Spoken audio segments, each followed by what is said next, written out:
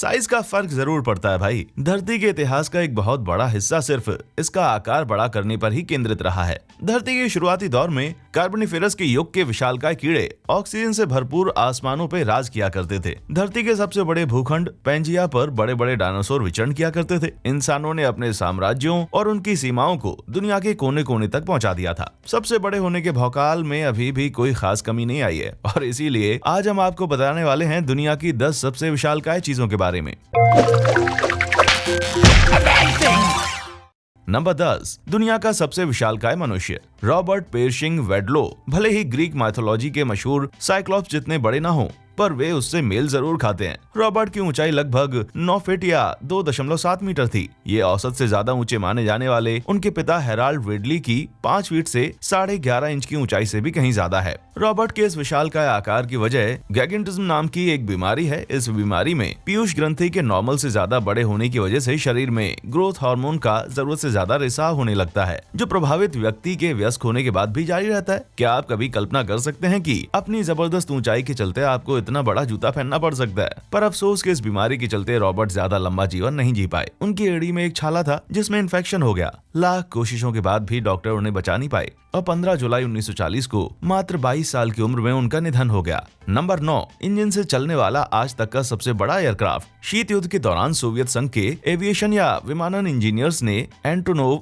AN-225 या मृया नाम का एक प्लेन विकसित किया। दुनिया की सबसे बड़ी एयर व्हीकल माने जाने वाली एयरशिप एयरलैंडर 10 के बाद मृया को आज तक का सबसे बड़ा विंग एयरक्राफ्ट माना जाता है। एंटोवा AN-225 84 मीटर लंबा है और 18.1 मीटर ऊंचा है। इसका विंग स्पैन या पंखों की चौड़ाई 88.4 मीटर है। अपनी पूरी क्षमता पे काम करते हुए ये खुद के और ईंधन के भार के समेत कुल 6,40,000 किलोग्राम ढो सकता है। कंपैरिजन के लिए बता दें कि अमेरिका के सबसे जाने माने मार्शल प्लेन बोइंग 747 की लंबाई 76 मीटर, विंग स्पैन 68 मीटर और ऊंचाई 19 मीटर है और ये मात्र 4,47,700 किलोग्राम के अधिकतम भार के साथ टेक ऑफ कर सकता है। एंटोनोव AN-225 1985 में बनकर तैयार हुआ और 1988 में इसने अपनी पहली उड़ान भरी। इसे बुरान स्पेस प्लेन के मुख्य ट्रांसपोर्ट व्हीकल की तरह इस्तेमाल करने के लिए बनाया गया है। बुरान स्पेस प्रोग्राम को खत्म किए जाने के बाद एंटोनोव AN-225 को हैवी कार्गो प्लेन की तरह इस्तेमाल किया जाने लगा और शीत युद्ध के बाद के रशिया में ये अब भी इसी तरह काम में लगा हुआ है।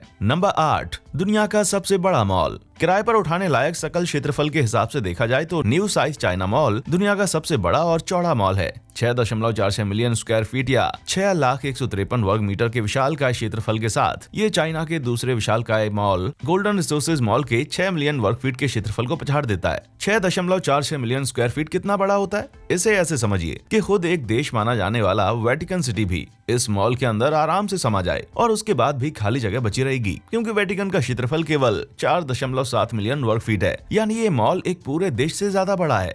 भाई यहाँ पर एक झोल है। उम्मीद थी कि ये मॉल एक भीड़ भड़के वाला शॉपिंग सेंटर बनेगा, लेकिन सन 2005 में ही चालू हो जाने के बावजूद ये उम्मीद अभी तक पूरी नहीं हुई है। मॉल अभी भी लगभग पूरा खाली है क्योंकि यहाँ की 99% दुकानें किराए पर नहीं उठ पाई हैं। यानी न्यू साउथ चाइना मॉल दुनिया का सबसे बड़ा घोस्ट मॉल है जो अभी भी चालू है।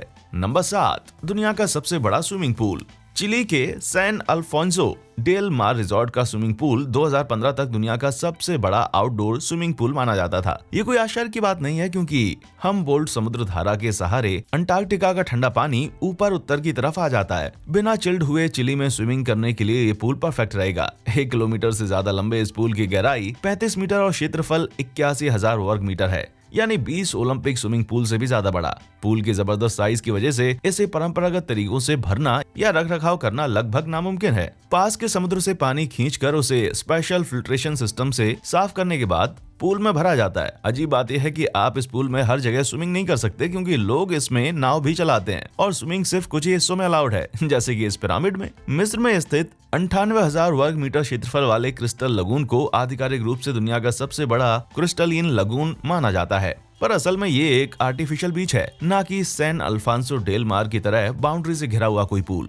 इस लगून को विकसित करने वाली कंपनी सिटी स्टार शर्म अल शेख का कहना है कि वे रेगिस्तान में स्थित कुओं से खारा पानी प्राप्त करते हैं, अन्यथा उन कुओं का पानी एकदम व्यर्थ चला जाता। अगला एग्जाम्पल बताने से पहले आपसे रिक्वेस्ट है कि ये वीडियो अगर आपको पसंद आ रहा है तो हमारा चैनल जरूर सब्सक्राइब कर लें। हम आपके लिए लाते हैं जानकारी से भरपूर मजेदार वीडियोस, वो भी रोजाना। और सभी ताज़ा अपडेट्स पाने के लिए बेल आइकन को दबाना ना भूलें, वरना बहुत सारी रोचक वीडियोस आपसे छूट जाएंगी। अब टॉपिक पर हम वापस चलते हैं। नंबर 6, दुनिया का सबसे बड़ा शिशु। 18 जनवरी 1979 को ओहायो के सेविल में जन्मा एक बच्चा आगे चलकर धरती पर जन्म लेने वाला सबसे बड़ा शिशु बना। नवजात शिशुओं की ऊंचाई आमतौर पर आधा मीटर और वजन 2.5 से 5 किलो तक होता है, लेकिन इस नर शिशु की ऊंचाई 0.7 मीटर और वजन 10 किलो था, यानी औसत से ठीक 2 गुना। इस बच्चे की मां कोई और नहीं बल्कि कनाडा के मशहूर जॉइंट्स एना बेट्स थी। 7 फीट 11 इंच या 2.4 मीटर की ऊंचाई के साथ एना खुद अच्छी खासी लंबी थी। एना की पहली औलाद 1972 में पैदा हुई थी और ये विशालकाय बच्चा एना की दूसरी औलाद थी। पर जबरदस्त साइज होने के बावजूद ये बच्चा ज्यादा समय तक जिंदा नहीं रह पाया।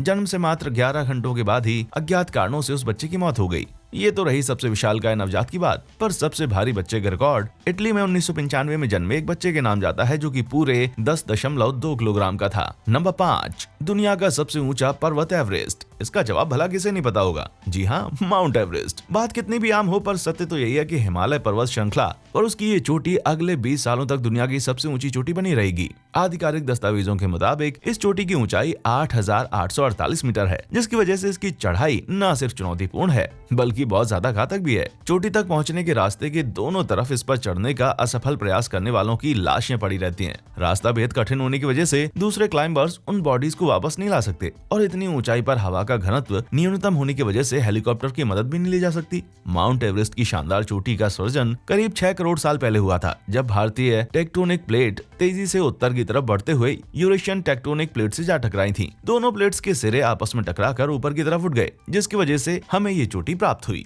नंबर 4, अब तक की बनाई जाने वाली सबसे बड़ी motorcycle. Regio design XXL chopper को इस वक्त दुनिया की सबसे बड़ी चलती फिरती बाइक माना जाता है। 9.7 मीटर लंबी इस बाइक में शेवरले का 5000 सीसी वाला 5.7 लीटर V8 इंजन लगा हुआ है, जो कि इसे 280 हॉर्स पावर की पावर देता है। इस दैत्याकार मोटरसाइकिल को फेबियो रिजियानी ने सबसे पहले 2012 के मोटर बाइक एक्सपो में पेश किया था, जहां इसने ग्रेगरी डेनहैम द्वारा बनाई गई 6 मीटर लंबी और 1.35 टन वजन वाली विशालकाय मॉन्स्टर साइकिल बाइक को हराकर दुनिया की सबसे बड़ी बाइक होने का खिताब जीता। ये बाइक कितनी बड़ी है इसका अंदाजा ऐसे लगाइए कि दुनिया की बड़ी से बड़ी क्रूज बाइक भी लगभग 2.5 मीटर लंबी होती हैं, यानी ये उनसे कई गुना ज्यादा बड़ी और भारी भरकम होती हैं। 280 हॉर्स पावर शक्ति वाली रेजियो डिजाइन XSL XXL चॉपर अपने ट्रैक्टर व्हीकल्स की मदद से 65 मीटर या 104 किलोमीटर प्रति घंटा की अधिकतम रफ्तार से भागती है। फेबियो की 25 सदस्यों वाली डिजाइन टीम को इस बाइक को तैयार करने में पूरे 7 महीने लगे। नंबर 3, जमीन पर रहने वाला सबसे बड़ा प्राणी। इसमें कोई हैरानी की बात नहीं है कि ब्लू व्हेल इस पृथ्वी पर विचरण करने वाला आज तक का सबसे विशालकाय प्राणी है, लेकिन अगर सिर्फ जमीन पर रहने वाले जानवरों की बात की जाए तो ये खिताब जाता है अफ्रीकी बुश एलिफेंट को।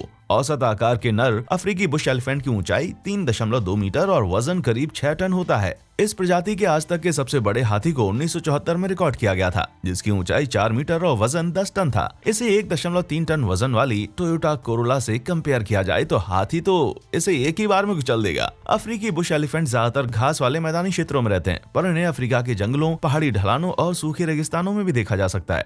दैत्याकार शरीर होने की वजह से कोई भी जानवर इन हाथियों का शिकार नहीं कर पाता, पर इनके कीमती दांतों को हासिल करने के चक्कर में इंसान लंबे समय से इनका अवैध शिकार करते आए हैं। नंबर 2, आज तक का सबसे बड़ा लैंड व्हीकल। बैगर सुनकर लगता है कि ये किसी बोरिंग से पेशे का नाम होगा, पर असल में ये खुदाई करने वाली बड़ी बड़ी मशीन्स की एक रेंज का नाम है। ये ड्राइव की जा सकने वाली आज तक की सबसे बड़ी मशीन्स हैं। इनमें से सबसे मशहूर है बैगर 288। धातु के इस विशालकाय दैत्य का वजन है 1,35,000 टन और इसे जर्मनी के हैम्बैक्स्ट्रिप खदान में इस्तेमाल किया जाता था। ये मशीन 1978 से काम कर रही थी और रोजाना 2,40,000 टन कोयले की खुदाई करती थी। कुछ दशकों के बाद इसकी जगह बैगर 293 ने ले ली। बैगर 293 का वजन 1,42,000 टन था, जिसकी वजह से इसे आज तक का सबसे बड़ा लैंड व्हीकल माना जाता है। इसे 1995 में बनाया गया था और अब इसे बैगर 288 वाली लोकेशन पे ही यूज किया जाता है। लेकिन ध्यान रहे, यहाँ बिना खुद के ड्राइव सिस्टम वाले व्हीकल के रिकॉर्ड की बात हो रही है। दूसरे शब्दों में कहा जाए तो बैगर को हर जगह बदलने के लिए किसी बाहरी पावर सोर्स की जरूरत पड़ती है। खुद की शक्ति से चलने वाले व्हीकल की बात की जाए तो सबसे आगे है नासा का स्पेस शटल और सैटर्न V को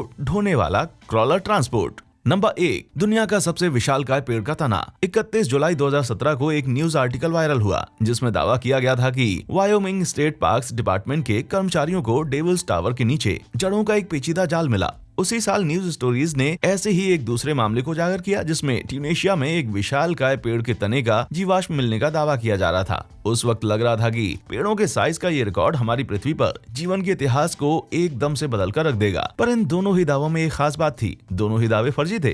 अंत में ये साबित हो गया कि डेविल्स टावर किसी पेड़ के तने का अवशेष नहीं और न ही ट्यूनेशिया की धरती पर प्रागैतिहासिक काल में विशालकाय पेड़ उगा करते थे। भले ही ये दोनों ढांचे किसी पेड़ के तने की तरह लगते हों, पर साइंटिस्ट की माने तो असल में ये किसी घिसे हुए लेकोलिथ का बचा हुआ हिस्सा है। जब सेडिमेंट्री रॉक्स की दो परतों के बीच में लावा की परत घुसपैठ कर जाती है तो जियोलॉजी में उसे लेकोलिथ कहा जाता है। लेकिन ऐसा भी नहीं है कि भारी भरकम विशालकाय तनों का वजूद ही नहीं है। इंडियाना के कोकोमा में स्थित एक विशालकाय पेड़ के खोखले अवशेष को नापा गया तो उसका व्यास 17.4 मीटर और चौड़ाई 5.5 मीटर और ऊंचाई 3.6 मीटर निकली। इस तने की खोज के वक्त अखबारों में दावा किया गया कि इस पेड़ की उम्र 1500 साल है, यानी मौजूदा समय में सबसे विशालकाय जीवित पेड़ हाइपीरियन की उम्र से लगभग दोगुनी। किसी मेल बॉडी पार्ट का नाम लिए बिना बताइएगा कि क्या इस लिस्ट पे कोई और चीज होनी चाहिए थी। अगर आपको ये वीडियो पसंद आया हो तो हमारे चैनल पर ऐसे और भी बहुत सारी वीडियोस हैं, उनको चेक करना ना भूलें। टाइम देने के लिए बहुत बहुत शुक्रिया। अगली बार तक के लिए अलविदा।